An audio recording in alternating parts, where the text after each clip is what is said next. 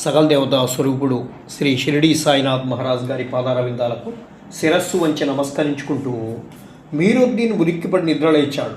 తాను కలగన్నాడని అతనికి తెలుసు. అయితే అత్యంత ఆశ్చర్యకరంగా కలలో బాబా ప్రసాదించినటువంటి 2 మామిడి పండ్లను అతని పక్క మీదే కనిపిస్తున్నాయి. కలలో ప్రసాదించిన మామిడి పళ్ళు ఇలలో కల్పించాయంటే అది ఖచ్చితంగా బాబా లీలే, ఇది దైవలీలే, అంటే బాబా సాక్షాత్తు దైవమే అని చెప్పి అనుకుంటాడు. మీరుద్దీన్ ఆశ్చర్యంలోంచి తేరుకొని అబ్దుల్లాని పిలిచి, బేటా, ఎంతో కాలంగా నువ్వు ఎదురు చూస్తున్న నీ గురువు సాయిబాబా ఆయన నిన్ను అనుగ్రహించారు అంటూ తన కళ విషయాన్ని చెప్పి ఇలలో కల్పించినటువంటి మామిడి పండ్లను అబ్దుల్లాకి ఇస్తాడు. అబ్దుల్లా మనసు ఉత్సాహంతో భక్తి భావోద్వేగాలతో కొట్టులాడుకుంది.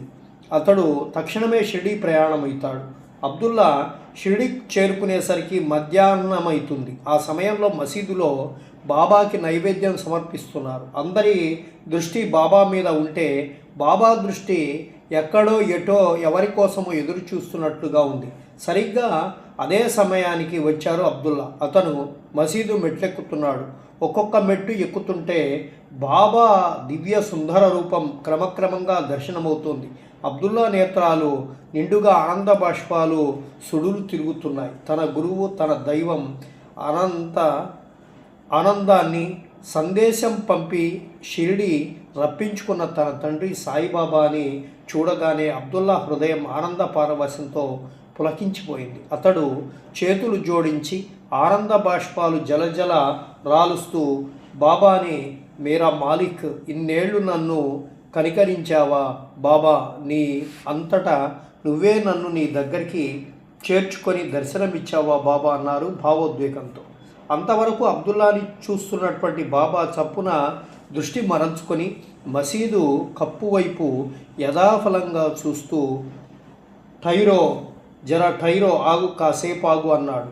ఆజ్ఞాపించినట్టున్నది. టక్కున ఆగిపోయాడు అబ్దుల్లా. భోజనానికి ఉపక్రమించబోతున్నటువంటి భక్తులు చప్పున ఆగిపోయారు. అంతలో బాబా తమ దృష్టిని అబ్దుల్లా మీదకి మరల్చి, రా అబ్దుల్లా, రా, నీకోసమే ఎదురు చూస్తున్నా, ఆవు అని చెప్పి పిలుస్తారు ఆప్యాయంగా. ఆ పిలుపు చాలు, ఆ పలకరింపు చాలు. అంతదాకా నిశ్చేష్టుడై నిలబడ్డ అబ్దుల్లా ఆనందంతో మసీదులో అడుగుపెట్టి, బాబా, బాబా, నన్ను కరుణించావా అంటూ దగ్గర స్వరంతో ప్రార్థిస్తూ ఒక్కసారిగా బాబా పాదాల ముందు సాగిల పడతాడు. భావోద్వేగంతో వెక్కి వెక్కి ఏడుస్తూ, బాబా, బాబా, మేరా మాలిక్, ఇన్నేళ్లకి నీ దర్శన భాగ్యం ప్రసాదించావా బాబా అన్నారు భావోద్వేగంతో. బాబా మందహాసం చేసి, ఎవరు ఎప్పుడు రావాలో అప్పుడే నన్ను దర్శిస్తారు, ఏది ఎప్పుడు జరగాలో అప్పుడే జరగాలి, సావధాన్ కరో అబ్దుల్లా అంటూ అందరూ ఆకలితో నిరీక్షిస్తున్నారు, వెళ్ళు భోజనం చెయ్యి అన్నారు. అబ్దుల్లా కన్నీళ్లు తుడుచుకొని బాబాకి నమస్కరించుకొని తాను తెచ్చినటువంటి 2 మామిడి పండ్లను బాబాకి సమర్పించాడు. బాబా స్వయంగా చాకుతో మామిడి పండ్లను ముక్కలు చేసి విస్తరణలో వేశారు. ఆశ్చర్యంగా మామిడి పళ్ళ ముక్కలు అందరికీ సమానంగా సరిపోయాయి. ఒకరికి ఎక్కువ లేదు, మరొకరికి తక్కువ లేదు. ఒక్క ముక్క కూడా మిగల్లేదు.